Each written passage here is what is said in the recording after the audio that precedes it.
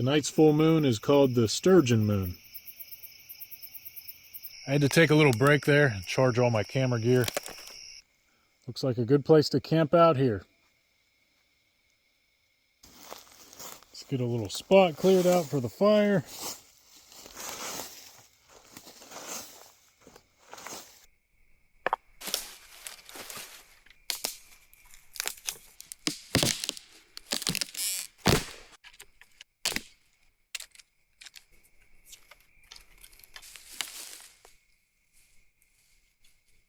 So I got this napkin here I use for tinder.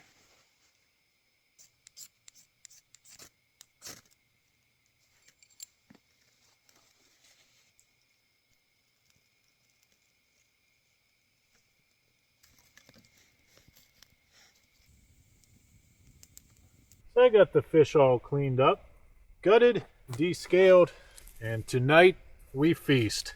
I am hungry and I cannot wait to eat these fish. So I'm a little low on seasoning. Not sure why I didn't bring a little more than this, but be good. I also have salt